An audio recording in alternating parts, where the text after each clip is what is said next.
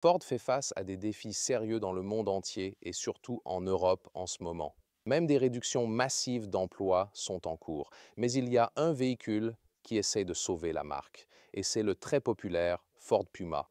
C'est pour cela qu'il lance désormais ici une version en modèle entièrement électrique, le Ford Puma Gen U. Elle est tellement populaire, c'est le modèle Ford le plus populaire en Europe, la Puma normale avec le moteur à combustion interne. Elle sera vendue, oui encore, et maintenant en parallèle sur la même plateforme et nous allons découvrir si cela fonctionne et il y aura beaucoup de choses intéressantes à l'intérieur, y compris la soi-disant Gigabox. C'est parti avec tout ça maintenant, en 4K, plein écran, pleine longueur, allons-y, avec la calandre avant fermée ici. Et ils ont vraiment conservé le design, à l'exception de la calandre avant fermée. Cette couleur ici s'appelle jaune électrique, donc ils optent aussi pour des tons criards. Bien sûr, d'autres options sont également disponibles. Les phares avant à LED matricielle, en option, avec une signature distinctive. Et je dirais même que ce sont peut-être des griffes de Puma. Peut-être. Qu'en pensez-vous? Ensuite, la longueur est de 4,21 m ou 166 cm. Donc, toujours un très petit véhicule. On pourrait également le comparer à une Renault 5 ou une Renault 4, par exemple, maintenant aussi dans la version électrique. Roues 17 ou 19 pouces, les plus grandes. Les 19 pouces gardent une conception aérodynamique, mais vraiment grande pour un si petit véhicule. Le design est sans doute l'une des raisons principales pour lesquelles il plaît véritablement tant aux gens. Il possède cet effet très arrondi et sympathique, surtout à l'arrière, ici avec la signature modernisée des feux arrière, et la version électrique a exclusivement le lettrage Puma qui est en blanc. Et je pense que c'est vraiment adapté. On peut débattre si le jaune est vraiment la couleur idéale à choisir pour un véhicule que l'on utilise tous les jours, mais il y a de très belles teintes de bleu Thomas également disponibles pour le Puma. Pas de faux échappements car cela n'est vraiment pas nécessaire, donc un design qui est globalement très propre, attirant toujours autant. C'est une traction avant avec une vitesse maximale de 160 km/h, soit 100 miles par heure, donc pas fait pour conduire à des vitesses élevées sur l'autoroute allemande, avec une accélération de 8 secondes. Le pack de batterie ayant 43 kWh net. Cela signifie qu'avec un calcul prudent en incluant un peu d'autoroute, environ 300 km d'autonomie, soit 190 miles. Ce chiffre pourrait augmenter en usage urbain. Une fois testé, nous serons bientôt en mesure de vous donner plus d'infos sur la conso concise. Avec d'autres petits véhicules, lorsqu'on se focalise vraiment sur la conduite électrique urbaine, il est possible d'obtenir une bien meilleure autonomie. Recharge AC ou DC, le pic DC est en fait à 100 kW. Donc, nous pouvons passer de 10% à 80% de l'état de charge en 23 minutes ici pour le Puma. Relativement rapide, car la batterie n'est pas si grande, bien sûr, dans ce cas. Voyons si le petit gars ici a un franc ou pas, je veux dire, il n'y a pas beaucoup d'espace disponible. Donc, nous voilà et vérifions, oh, il y a quelque chose. Regardez ça intéressant. Donc tout d'abord, vous pouvez ranger le câble ici. Ensuite, vous pouvez aussi avoir une prise pour, comme vous savez, comme certains équipements. Et regardez ça. C'est le crochet de remorquage. Et ouais, il y en a un en fait. Et aussi un espace de rangement astucieux là à l'avant, peut-être aussi pour l'équilibre du poids. Parce que c'est vraiment lourd, bien sûr, il doit l'être. Et en fait, il peut tracter 750 kg. Donc, peut-être qu'il est utilisé pour plus qu'un porte-vélo ou quelque chose comme ça à l'arrière, parce que si vous remorquez quelque chose sérieusement avec ce genre de petite autonomie de batterie, ce ne sera probablement pas si bon, mais au moins vous avez de la flexibilité. Et regardons les clignotants ici à l'avant, ouais, les griffes de Puma. S'illumine puis à l'arrière, ouais, un peu petite définitivement, donc ça pourrait être plus visible. D'ailleurs, ici, je peux vous le montrer. Paume de ma main, oh, une pagaie de Puma légère comme ça. Ceci est un simple porte-clés, rien de spécial, puis le bruit de la fermeture des portes avec des poignées de porte vraiment solides. Ouais, un son solide, ouais, donc j'aime vraiment le son de la fermeture des portes. Et puis, ouais, vous entendez déjà ces quatre célèbres carillons quand la porte s'ouvre. Et puis ici, vous avez un schéma bicolore en fait, exclusivement pour la version EV Ici, tout est en plastique dur, mais ensuite, ici, vous avez un simili-cuir doux au toucher. Alors, ça a l'air cool et ça fait plaisir au toucher, mais les pochettes de porte toutes dures. Ensuite, vous avez un très beau badge d'entrée Puma. Oh, regarde ce mignon petit gars. Et le volant à style moderne à fond plat assez élevé, de vrais boutons présents en se penchant sur les instruments, grands écrans numériques toujours visibles, et puis les sièges soit en tissu de base, soit ici en version premium. Avec du microfibre en option à l'intérieur et du simili-cuir Sensico à l'extérieur, encore une fois le schéma bicolore qui est joli, et toute la voiture utilise des matériaux sans cuir animal dans toutes les versions, ce qui est bien.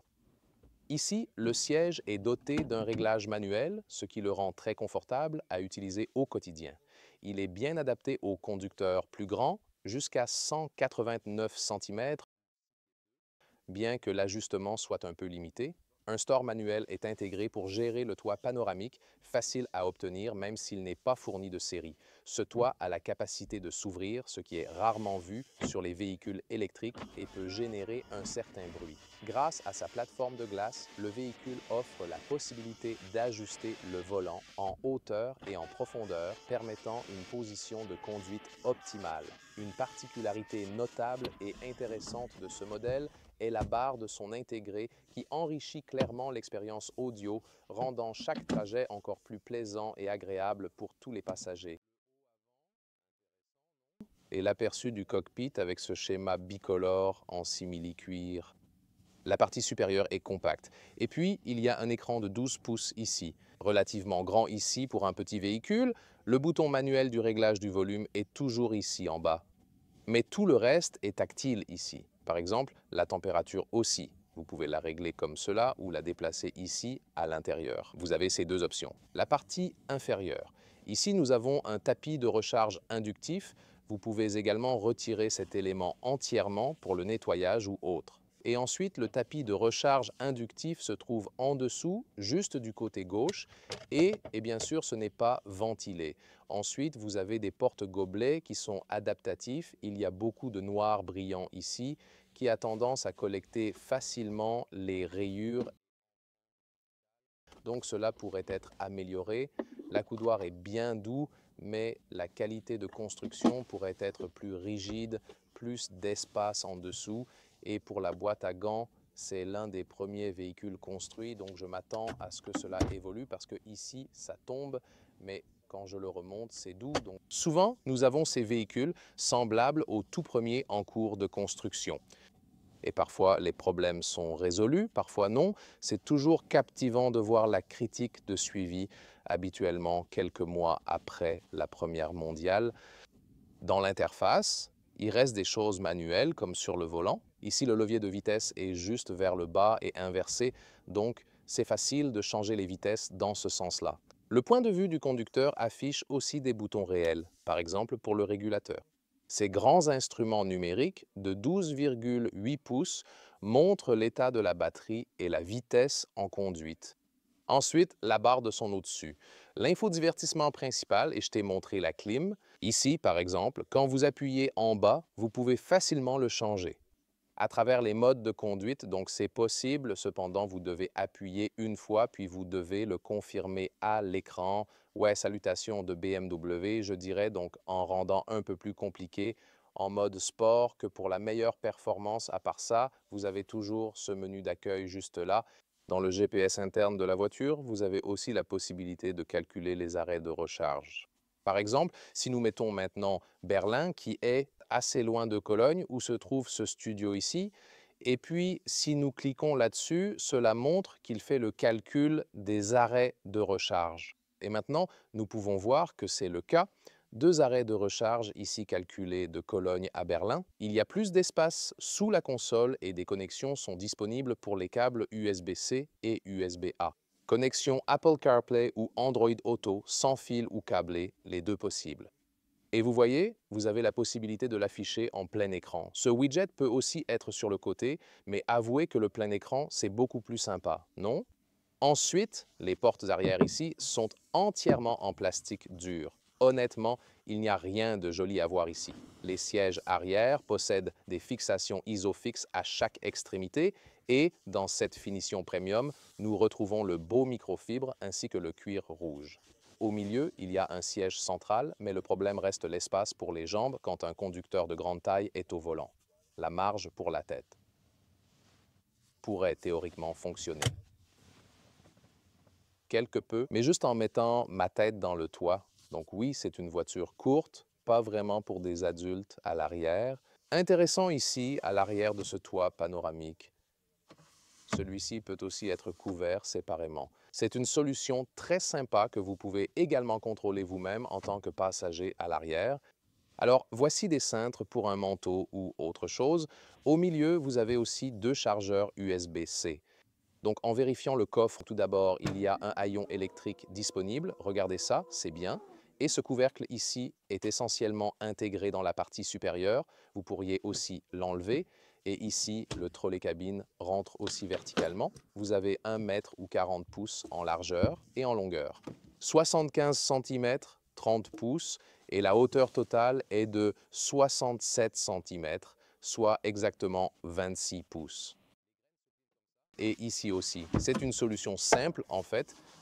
Et voilà, c'est fait. Ensuite, nous obtenons la longueur complète qui est de, voilà, 145 cm ou bien 57 pouces.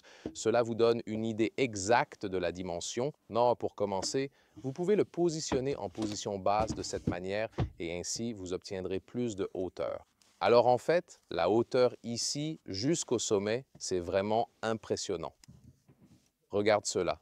C'est donc 84 cm ou 33 pouces. Vous avez la possibilité d'avoir cette bordure de chargement qui est plus basse et la mettre ici, ce qui vous permet d'accéder facilement à la Gigabox. Et bien sûr, vous gagnez en hauteur de coffre. Vous pouvez retirer la lèvre en caoutchouc. Et ensuite, nous avons celui-ci ici. Vous pouvez le dévisser comme ça. Et ensuite, en réalité, l'eau peut tout simplement rincer à travers.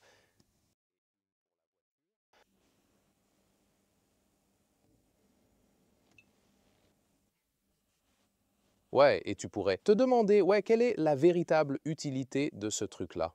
Par exemple, tu pourrais partir en voyage avec quelques amis, y mettre plein de glace, y ajouter des boissons bien fraîches, et l'eau s'écoule tranquillement par le bas. Ce serait un cas d'utilisation, ou pour les sports nautiques, le paddle, etc., avec une combinaison néoprène mouillée ou un truc du genre, tu remets tout simplement les affaires mouillées là-dedans.